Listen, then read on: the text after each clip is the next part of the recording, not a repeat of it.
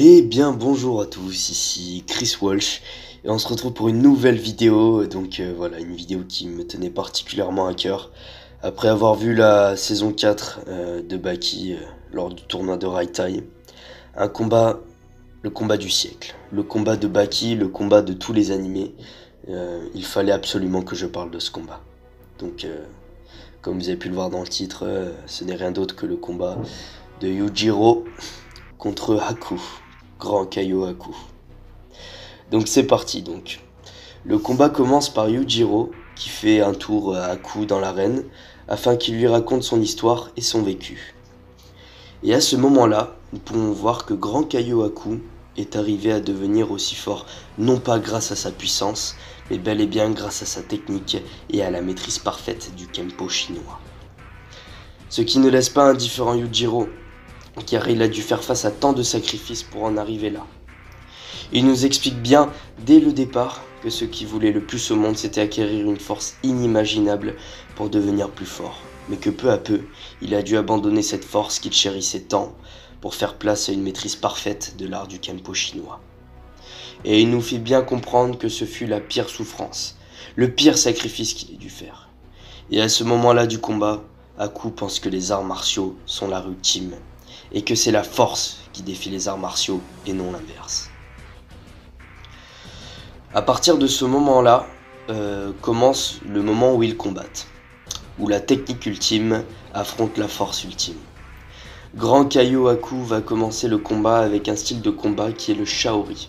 C'est un style de combat qui montre une maîtrise parfaite du corps humain, en relaxant tout le corps et ne le crispe pas comme dans des combats anodins où le corps va se crisper naturellement car il voit un danger imminent. Donc Retsu nous explique bien à ce moment-là que seul Haku peut arriver à maîtriser ce style de combat. Donc voilà. Donc le style de Haku est tellement incroyable que même ses coups sont en mode relaxé. Et ce qu'il fait donc qu'ils sont extrêmement puissants. Mais durant ce temps où Haku montrait son art, Yujiro ne faisait qu'observer. Jusqu'à ce qu'il arrive lui aussi à maîtriser ce style que seul le grand Kaio Haku avait réussi à maîtriser jusqu'à présent.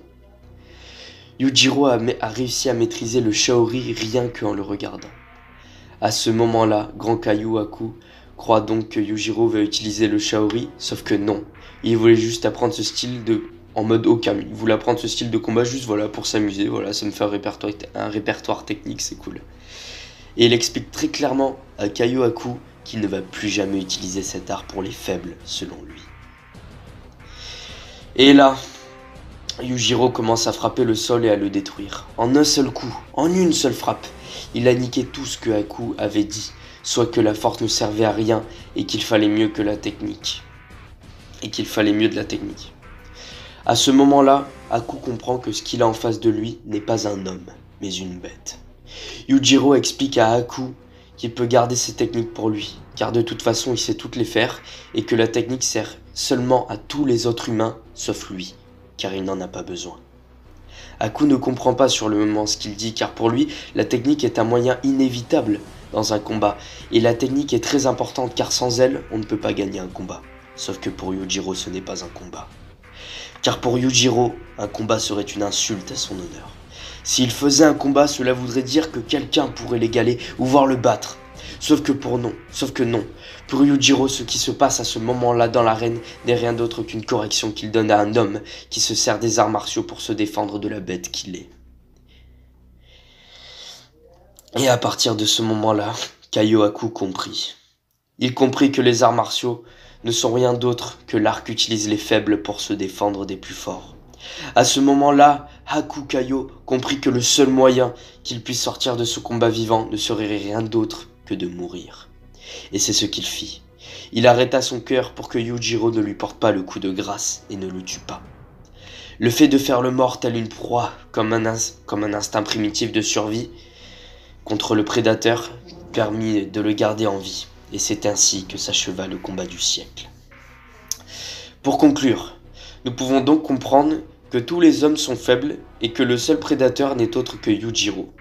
Quant à Kaio Haku, il est l'humain le moins faible de la Terre, car c'est celui qui maîtrise le mieux l'art martial, soit l'art des faibles, pour se défendre du prédateur qui n'est autre que Yujiro. Durant la suite de l'animé, on voit que Baki suit les traces de son père et que petit à petit il devient un prédateur tout comme lui. Et en un épisode, en un combat, on arrive à comprendre l'histoire de Baki. On arrive à comprendre que Baki n'est rien d'autre que l'histoire d'un enfant qui cherche à devenir un meilleur prédateur que son père. Bon et bien voilà les gens, j'espère que cette petite review sur le combat Yujiro vs le grand Kaio Haku vous aura plu. Et sur ce, à la prochaine pour une nouvelle vidéo.